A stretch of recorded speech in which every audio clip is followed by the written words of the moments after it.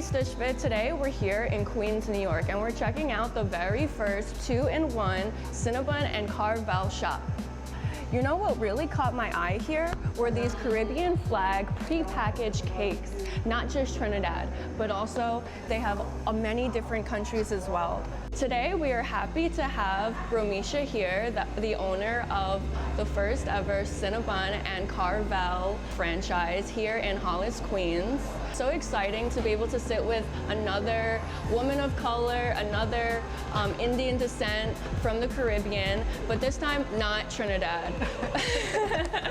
This is our very first Guyanese-American representation we have on STUSH.Fit. We're opening up STUSH.Fit to not just recognizing Caribbean, Trinidadian voices, but now all the Caribbean voices within New York and Long Island.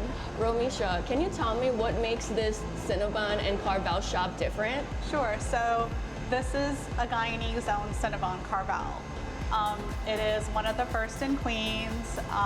We are known for our Caribbean flair that we put into the store.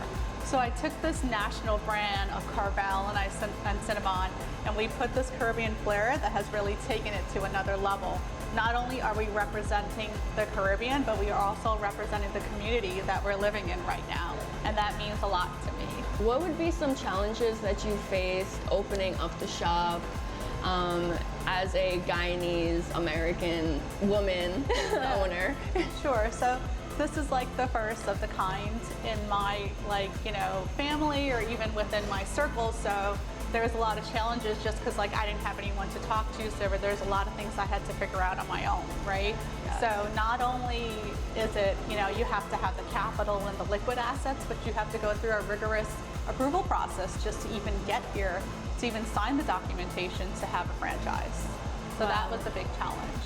Every single step was difficult. Every single challenge I had to overcome. It took me over 2 years to open up this business. It was on the tail end of COVID that I had this crazy idea. Wow, oh my God. COVID business.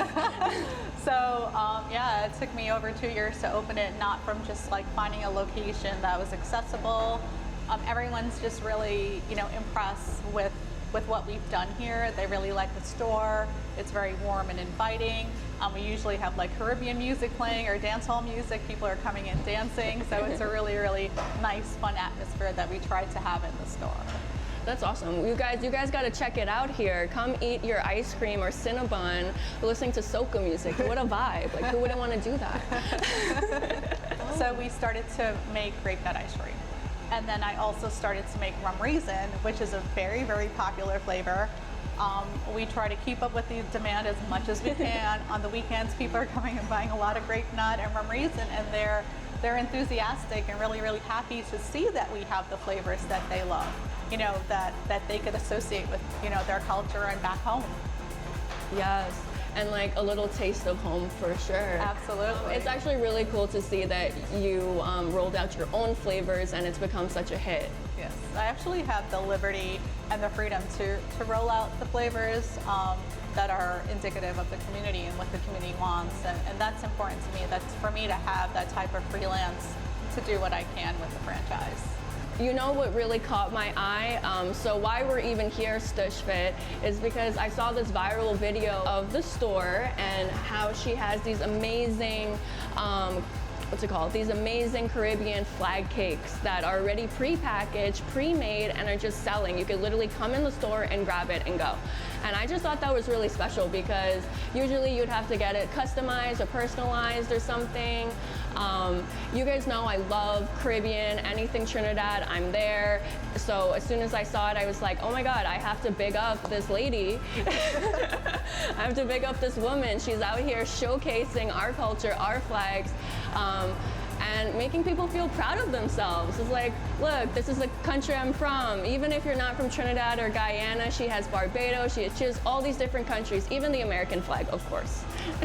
Absolutely. So, I mean, putting the flag on the cakes is something very dear and close to me. I grew up in the 80s where no one knew where Guyana was, or where the Caribbean was. When you tell someone you're Guyanese and they're associating with Ghana and Africa, and then you have to go through, no, I'm from some South America. Oh wait, do you speak Spanish? But I'm like, no. It's the only English-speaking country. So it's like, it was a lesson or something you had to teach someone, because we weren't very, very well known. There wasn't a lot of Guyanese people in the Bronx, or even in New York for that matter. So it's very important to me to represent my country and the Caribbean.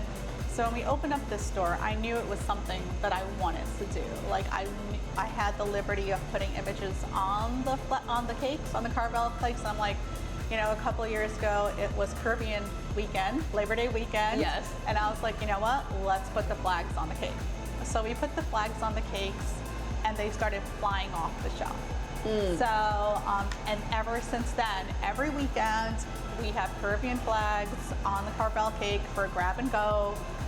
It is the most photographed thing in the store. People are constantly photographing it, sending it to their relatives. We have people coming from Pennsylvania, people coming from Staten Island, from Brooklyn, just for the flag cakes. All right, Romesha, it was great having you. It's great having you on STUSH Talk. Is there any social media platform we can find you guys on? Sure. So we're on Instagram at Cinnabon_Carvel_Hollis, and also on TikTok, Cinnabon_Carvel_Hollis. Be sure and follow them. Thank you.